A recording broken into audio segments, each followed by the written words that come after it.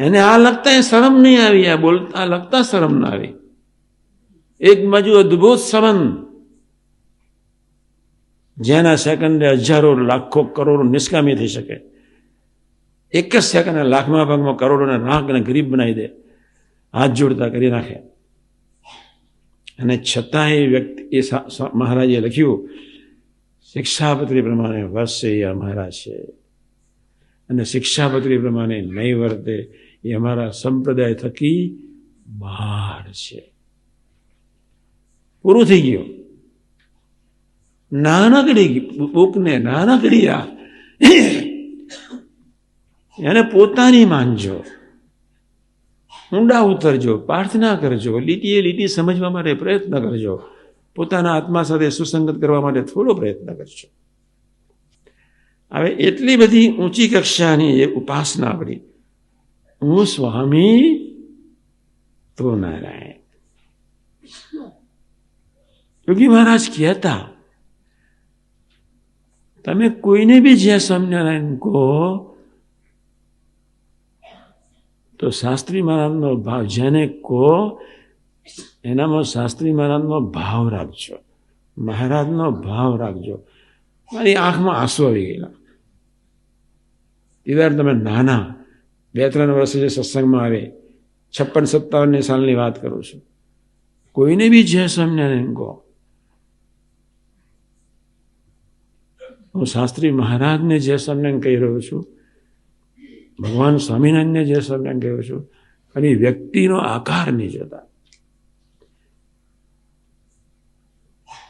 આજે એમને એટલું સરસ સમજાવ્યું છે, હું સ્વામી તું નારાયણનું સ્વરૂપ. એ આપણો અદ્ભુત મંત્ર, બાપ રે બાપ, કલ્પનાતીત. અને એ પત્રિકા આગળ આ જે શ્લોક જે સમજાવું છું તો લૌકિક રીતે સામાન્ય છે, અને છતાંય આપણે સમજવાના છે. બહુ વાતો સાંભળી છે, મોટી મોટી મહિમાની, સ્વરૂપ નિષ્ઠાની, નિર્દોષ બુદ્ધિની, આત્મીયતાની, ભૂલકાની, રાગભાવની, ગરીબાઈની. એટલે આ આમ સામાન્ય લાગતી વાતો નથી, પણ અસામાન્ય બી છે. સામાન્ય વાતો એટલે લખી છે વ્યવહારમાં દુઃખી ન થવાય, આપણામાં વિવેક રહે.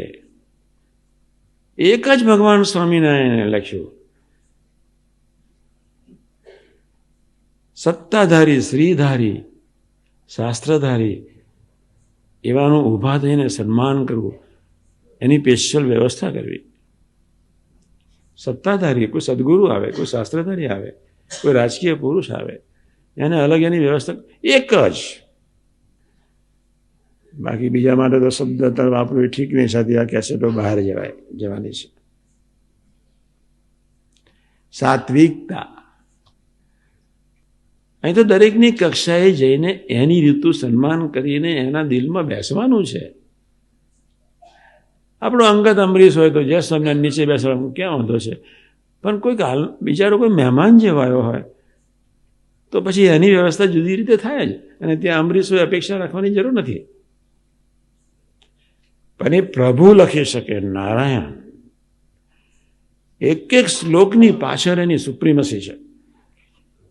હું મારા મૂળ મુદ્દા પર આવી જાઉં, એ પછી મુદ્દો પછીનો છે, પણ હા ગડથલ કરતા શીખવું છે. હાથ જોડી, હાથ જોડતા જ રહેવાનું બસ. યોગી મહારાજ કે મેં હાથ જોડેલા રાખ્યા તો હું સુખ્યો છું.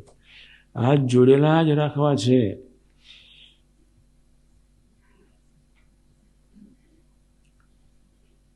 આ 5 દિવસની ગોષ્ઠી વિચાર્યા જ કરજો, વિચાર્યા જ કરજો, વિચાર્યા જ કરજો.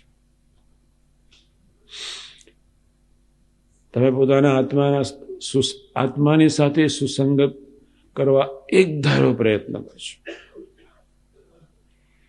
એક ધારો, એક રૂચિથી પ્રયત્ન નહીં કરો તો કોઈ પણ પ્રાદેશિક સંત કે ડિપાર્ટમેન્ટલ હેડ્સ એ એના શિષ્યોમાં એની પ્રવૃત્તિમાં 100% નહીં, 5000% બંધાઈ જશે. હું દરેક સૂત્ર મારું છે એ બનાવવા પ્રયત્ન કરવાનો છે. મારા માટે ભગવાન સ્વામિનારાયણ બોલ્યા છે, બીજા માટે નહીં.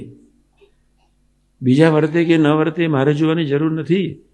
ફર્સ્ટ ક્લાસ ફર્સ્ટ લાવનાર વિદ્યાર્થી અથવા એથ્લેટિક ગેમ્સમાં દોડનાર રનર, એ બાજુવાળો તાલીઓ પાડે કે ન પાડે, અથવા નાયગ્રાના ધોધ પર જય સ્વામિનારાયણ 1 જ ઇંચની જાડી દોરી પર ચાલીને જનાર માણસ, તાલીઓ પાડો તો એ ન સંભળાય, નાયગ્રાના ધોધનો પ્રવાહનો અવાજ બી ન સંભળાય, એને કશું જ નહીં, એ ચાલતો જ જાય, ચાલતો જ જાય. અને જે દિવસે એ ચાલતો હતો, ખુરશી લઈને ચાલતો હતો, તે દિવસે લેક્સ ઓફ પીપલ એને જોવા ઊભા થયા, તો બી એને લાખોની ખબર નહોતી પડી. એવું આ શિક્ષાપત્રી તરફ ધ્યાન રાખવાનું છે. લાખોની ખબર નહોતી પડી. આમ ચાલ્યો, પાછો આવ્યો, પછી ખુરશી લીધી, પછી ખુરશી મૂકી, એક જ વાયર પર, આટલા જાડા વાયર પર એ ખુરશી મૂકી, એની પર બેઠો, ફરી પાછો ચાલ્યો. કારણ એની એકાગ્રતા કેવી છે. દેહ, ઇન્દ્રિયો, અંતઃકરણ ને આત્મા એક હતા. દેહથી જુદા, ઇન્દ્રિયોથી જુદા, મનથી જુદા, બુદ્ધિથી જુદા, આત્માથી જુદા. એના માટે શિક્ષાપત્રી નથી. આપણે જાગ્રત રહેવાનું છે. 100માંથી 100% માર્ક્સ લાવવાના છે જ, અને ખાલી હા ગડથલથી આવશે. તમારી આગળ હા ગડથલ, તમારા ભક્તોની આગળ હા ગડથલ, પૂરું થઈ ગયું. પણ હા ગડથલ કરતા બીજી બધી ગડથલો બહુ કરી નાખીએ છીએ, એની મોટી માથાકૂટ છે. એક સેવકને મેં બોલાવીને કહ્યું કે તું આ સંતની સાથે જઈશ? ત્યારે બિચારો મને ધીમે રીંગ કે એમની પ્રકૃતિ સ્વભાવ મને નહીં ગમે, હું એમના અભાવમાં પડી જઈશ ને મને પાપ લાગશે ને. તો તારે તારા સ્વભાવ કાઢવાના કે નહીં કાઢવાના? અશ્યો કાઢવા હોય તો જલ્દી જા, અને 2 વર્ષ પછી કાઢવાના હોય તો ફરી એનો એ ચક્કર પરીક્ષા આવવાની છે ને છે જ. હા ગડથલ શબ્દ સામાન્ય નથી. એ તો મન બુદ્ધિ તરફ જુઓ ત્યારે ખબર પડે હા ગડથલ શું છે. ફટાક લઈને કહી દો. યોગી મહારાજે એક સંતને કહ્યું કે આમની જોડમાં તમારે જવાનું નથી. તો સ્વામીને કહે, સ્વામીની કોઈ કિંમત જ નહીં. કહેશો તો જઈશ, નહીં કહો તો જઈશ. ગોંડલમાં અમે ઊભા હતા, ટાબોરિયા બધા. મારી જવાની ઈચ્છા છે એટલે હું જઈશ, મને એમની જોડે ફાવશે, અહીં રહીશ તો હું જઈશ. એને ખ્યાલ જ નહોતો બિચારાને. એમ બહુ સાદા સિમ્પલ શ્લોક પ્રભુએ લખ્યા છે, પણ આત્માના કેટલાય અનંત પ્રકારના માનના લોચા લઈને ઉખડે, અને જુદા પ્રકારનો સામાજિક, નૈતિક અને આધ્યાત્મિક વિવેક હૃદયની વિશે પ્રગટાવવા માટે શિક્ષાપત્રી મસ્ટ. સામાજિક વિવેક, નૈતિક વિવેક, આત્મીયતાનો વિવેક અને આધ્યાત્મિક વિવેક. દેવતા, તીર્થ, બ્રાહ્મણ, પ્રતિવતા અને વેદ, સાધુ અને વેદ. 21મો શ્લોક છે, પછી 20મો લઈશ. દેવતા, તીર્થ, બ્રાહ્મણ, પતિવ્રતા, સાધુ અને વેદ.